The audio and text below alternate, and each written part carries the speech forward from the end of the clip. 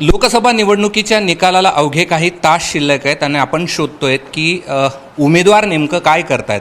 चंद्रकांत खैरे पूजा करत होते, संदीपान भुमरे हे आपल्या कार्यालयात बसलेले होते, लोकांशी संवाद साधत होते आणि तिसरे जे मुख्य दावेदार आहेत या लढतीत ते इम्तियाज जलील हे या ठिकाणी आपल्या घरच्या जिममध्ये या ठिकाणी व्यायाम करतात. ही त्यांची जिम आहे आणि जिममध्ये ते सध्या व्यायाम करत आहेत.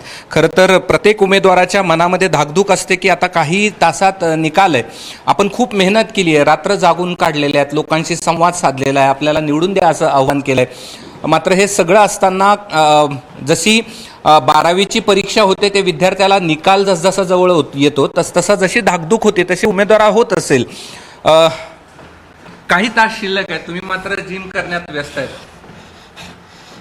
काय हे हेल्थ इज वेल्थ. म्हणजे आपल्याकडे हेल्थ नसेल आणि आपण कितीही मोठ्या पदावर जाऊन बसलं तर त्याचा काही उपयोग नाही. म्हणून जोपर्यंत आपल्याकडे हेल्थ आहे, आणि सगळ्यांसाठी एक मेसेज पण आहे की आपण हेल्दी असेल तर आपण पुढे काही काम करू शकेल, आणि हेल्दी नसेल आणि तुम्ही किती मोठ्या पदावर जाऊन बसा त्याचा काही उपयोग होणार नाही. म्हणून मागच्या 3 महिन्यापासून सगळं काही बंद झालं होतं. बाहेर खायला मिळायचं, 20-20 तास काम करायचं, कुठे झोपायचं कुठे नाही झोपायचं. तर ते आता मागच्या 6 दिवसापासून पुन्हा सुरू केलं. धाकधूक आहे, काही तास शिल्लक आहे. नाही, मी प्रामाणिकपणे मी तुम्हाला सांगितलं तर मला विश्वास बसणार नाही.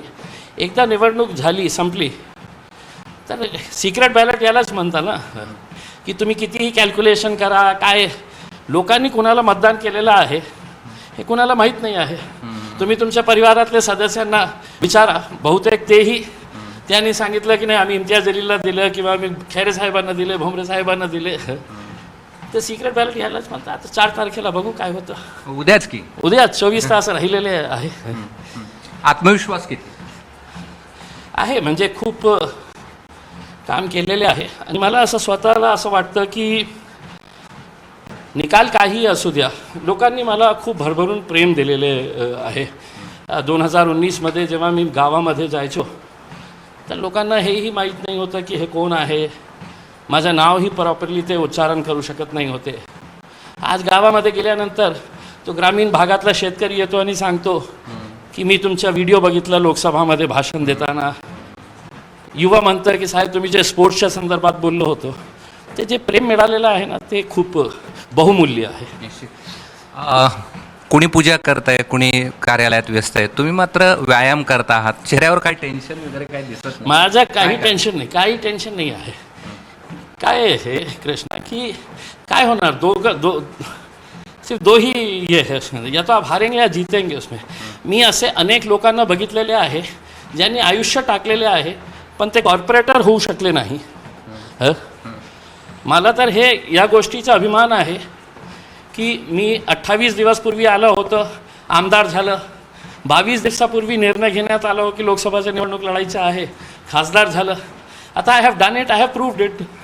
अब देखें अगर लोगों को पसंद आया तो करेंगे वोट. हे होते इम्तियाज जलील. आणि खरं तर अनेकांच्या मनामध्ये धाकधूक असते की काय निकाल लागतोय, आपण एवढी मेहनत केली आहे, मात्र ते व्यायाम करण्यामध्ये व्यस्त आहेत, मशगूल आहेत आणि फिट होण्यासाठीचा त्यांचा प्रयत्न आहे. लोकसभेच्या प्रचारामध्ये त्यांना वेळ मिळालेला नाही आणि ती कसर भरून काढण्याचा त्यांचा प्रयत्न आहे. आता नेमका निकाल काय लागतो, यश की अपयश, या 2च गोष्टी आहेत हे त्यांना मान्य आहे.